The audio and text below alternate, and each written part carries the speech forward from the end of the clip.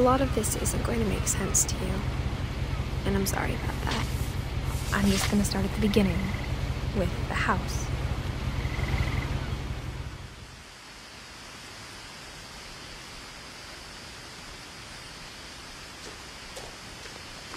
My brother Milton disappeared when I was 4. It was like the house just swallowed him up.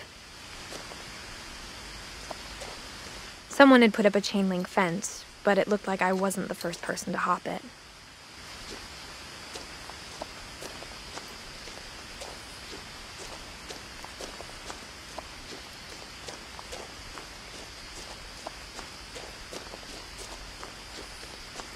I lived here until I was 11, but I wasn't allowed inside half the rooms.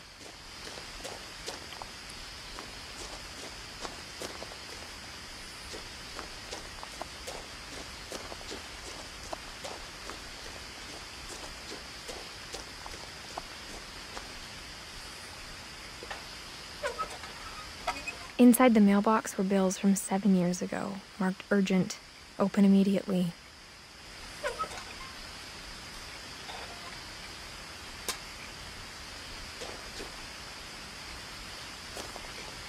I hadn't been back since my brother Lewis's funeral.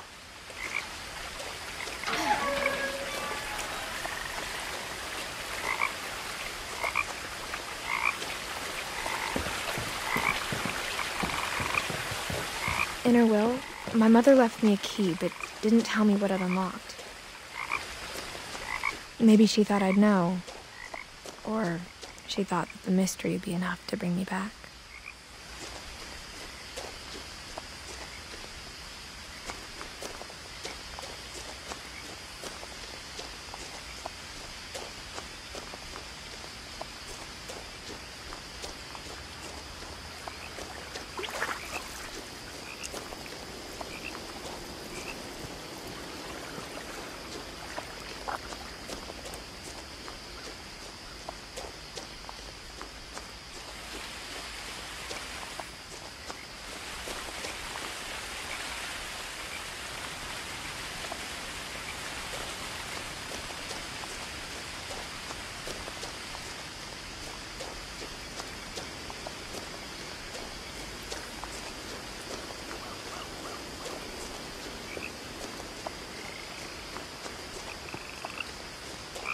The truth is, even after I inherited the house, I never thought I'd come back to it. But now I had questions about my family that only the house knew the answers to. The woods around the house have always been uncomfortably silent, as if they're about to say something but never do.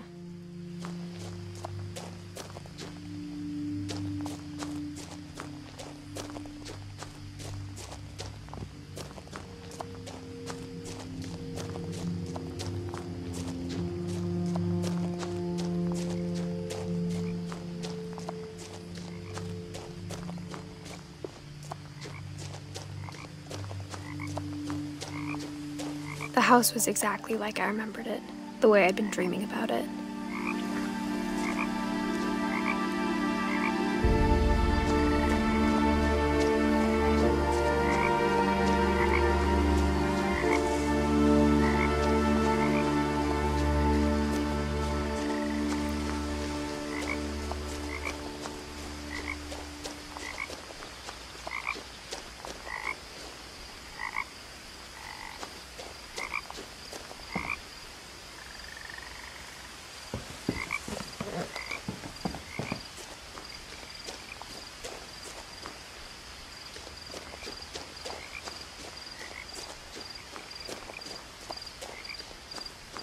As a child, the house made me uncomfortable in a way I couldn't put into words. Now, as a 17-year-old, I knew exactly what those words were. I was afraid of the house.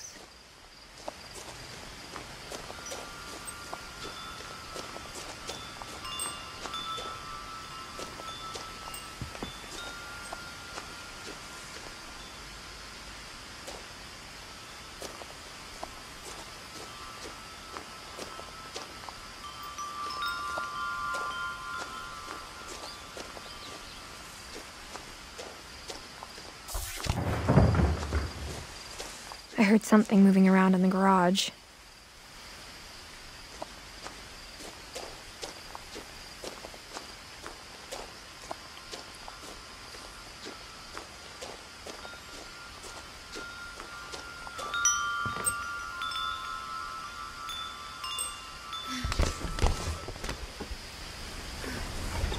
Crawling through the doggy door used to be a lot easier when I was 11.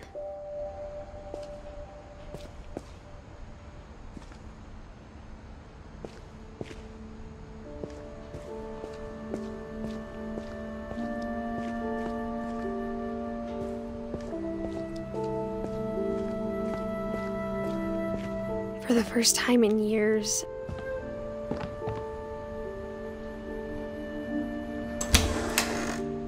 I felt like I was home.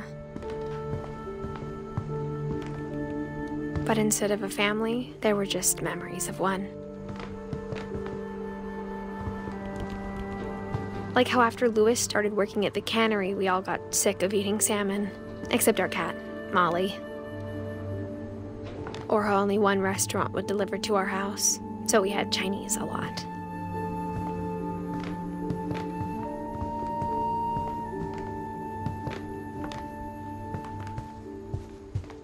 The table was still a wreck from the night we left. It was like a bomb had gone off, killing everyone but sparing the furniture.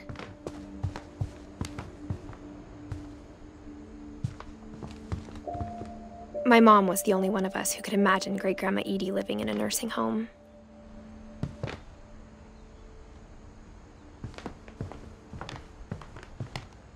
Nothing in the house looked abnormal.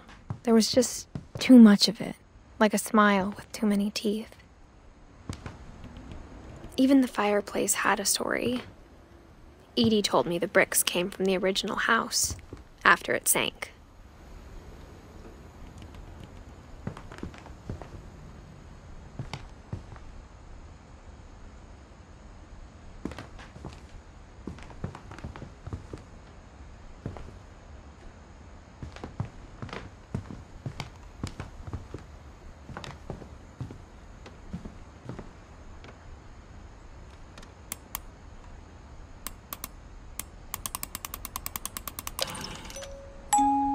Great-Grandpa Sven built a music box for Barbara, along with the rest of the house.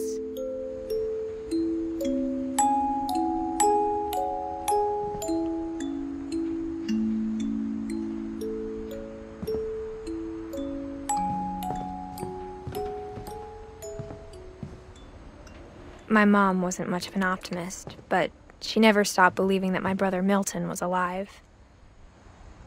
A lot of things got left behind in the whirlwind of that last night.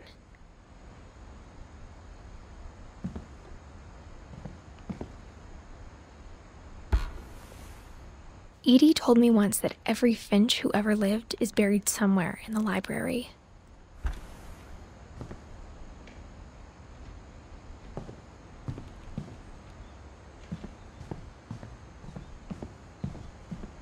Mom always told me to stay out of the basement, so I wasn't too surprised when the key didn't fit.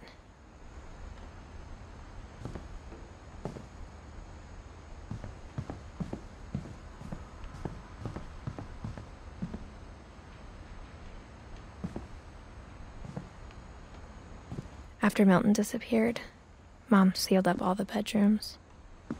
Then Edie retaliated and drilled peepholes.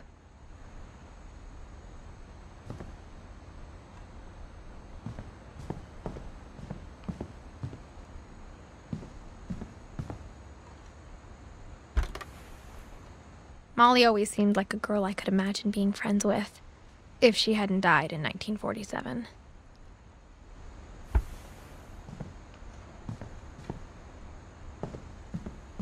I spent a lot of time playing in Great Uncle Walter's room. I think my mom sometimes regretted not sealing it up.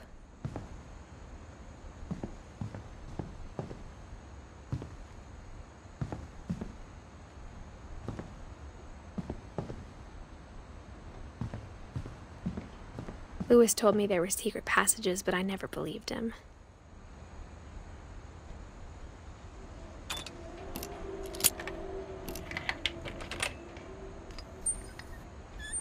Turns out, my mom was really good at keeping secrets. Now it was time to find out what my mom had been afraid of.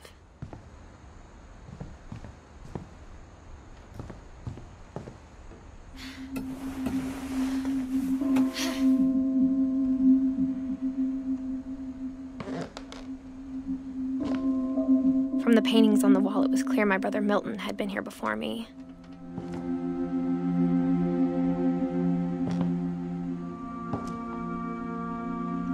Reading this, maybe it sounds like I had a plan. But I had no idea what was behind that door.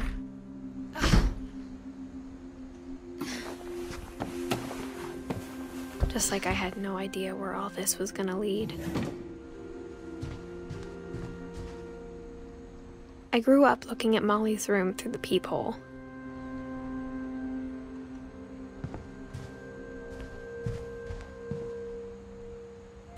Molly's gerbil had a tiny bedroom with its own even tinier gerbil cage.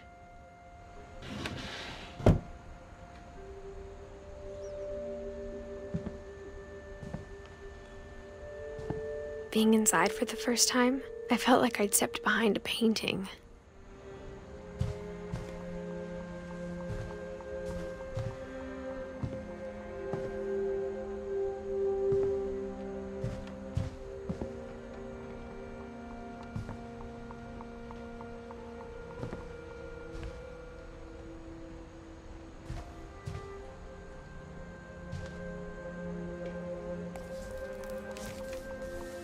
December 13th, 1947. Dear Diary, I'll be gone soon, but I wanted to tell somebody about what's gonna happen. It started when Mom sent me to bed without dinner. I woke up and I was starving, so I looked around for something to eat. The gerbil food was dry, but I didn't mind it.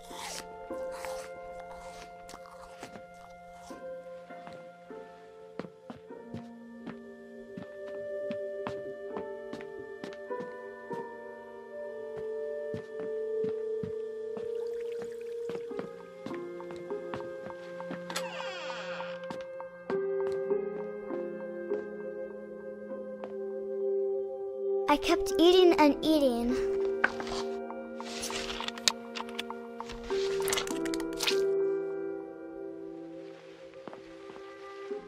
I ate a lot of things that night.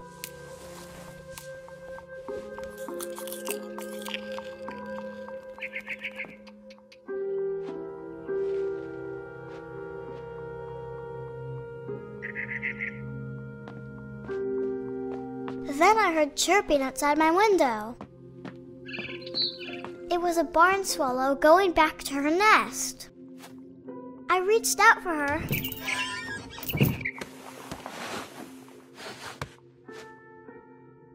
And suddenly, I was a cat.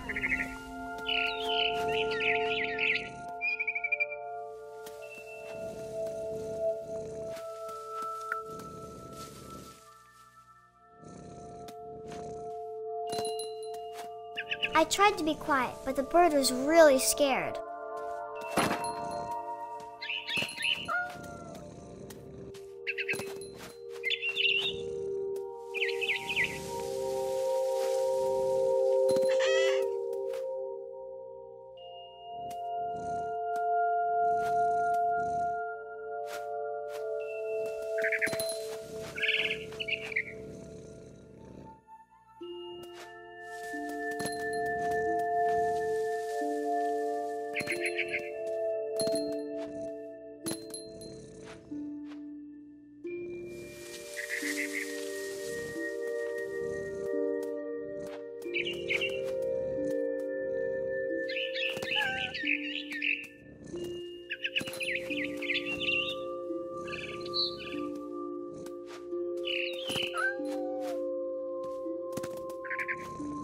The babies were all gone.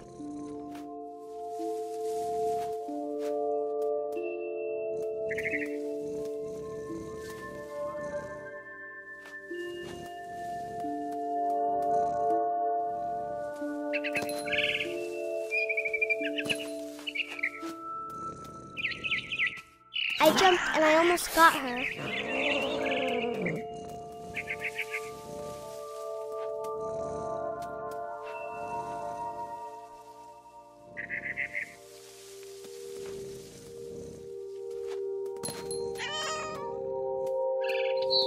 I could tell she was getting really tired.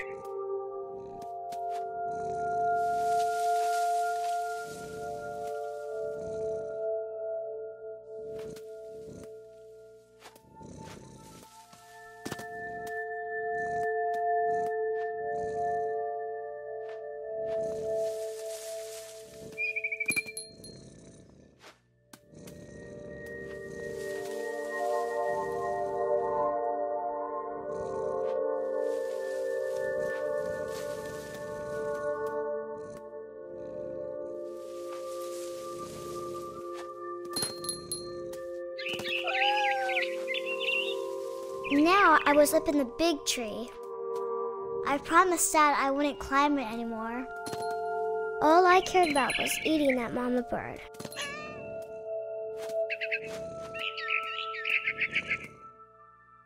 I gobbled her up. And suddenly, I was an owl. First, all I heard was the wind. Then I heard little teeth nibbling in the grass.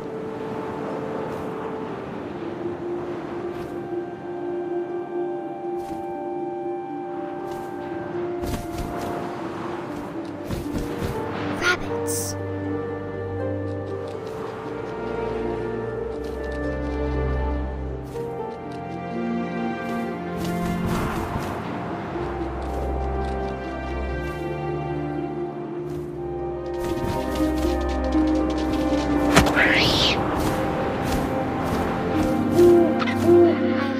His face looking up and seeing mine through my talons. I swallowed him up, and I didn't chew one bit. Then I flew off to find something bigger.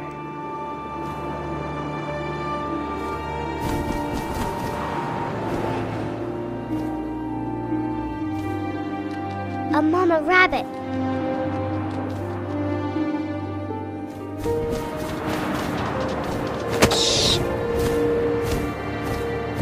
She was almost too big to carry. I started choking, but I couldn't stop eating. And suddenly, I was a shark.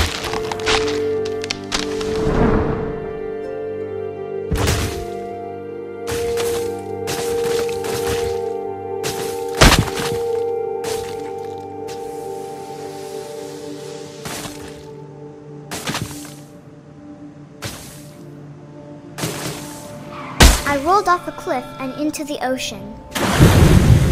Now, I was hungrier than ever.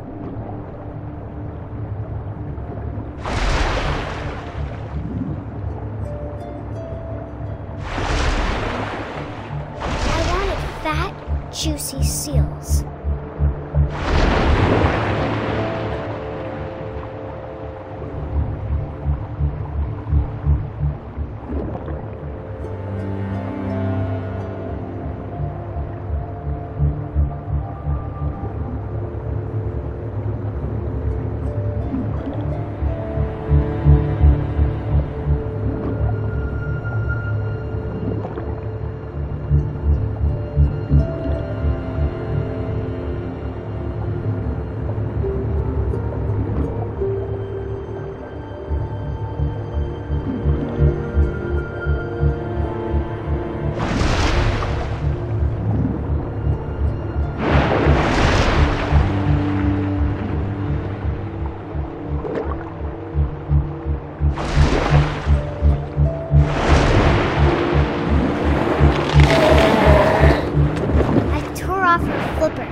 Tasted really good.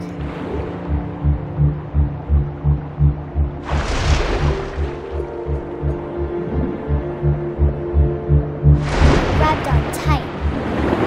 But I was so hungry, I jumped out of the water.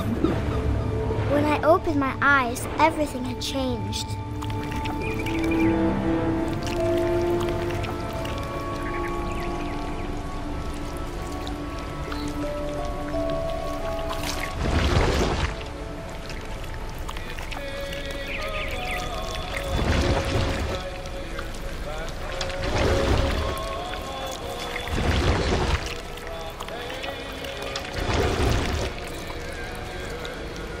was a monster, and I smelled people everywhere.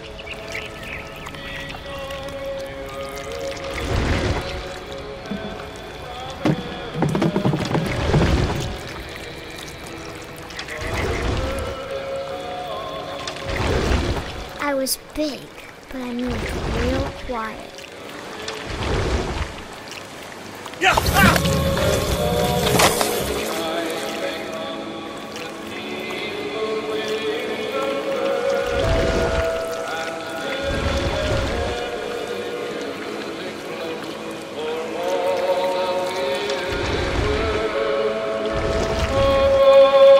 I wanted to stop, but also I didn't.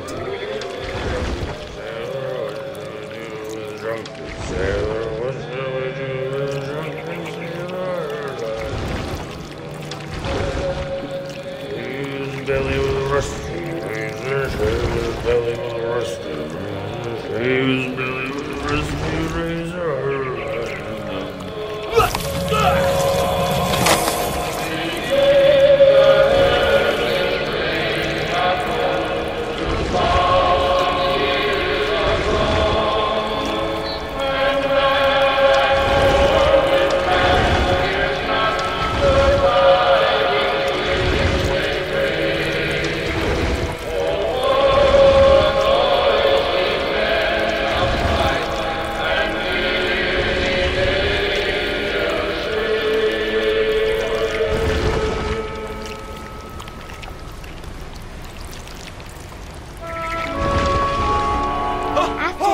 Passenger, I was still hungry, and to cross the water I smelled something new, something I had to have, so I swam towards it.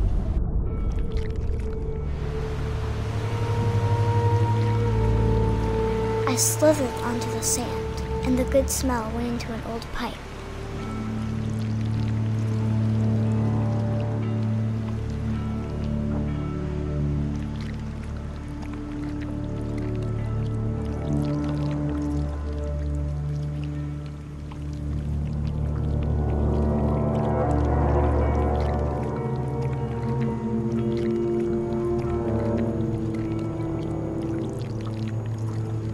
I got closer and closer.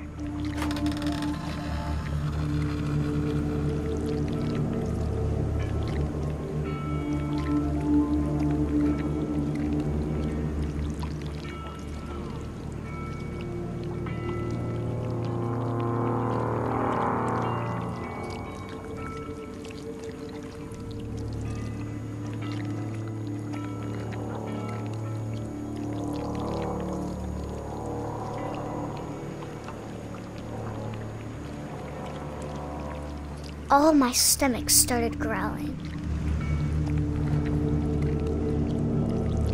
And suddenly, I was me again. I held my breath for a long time, but I couldn't hear anything. I think it's waiting for me to fall asleep. But it's not going to wait much longer. It needs to feed, and we both know I will be delicious.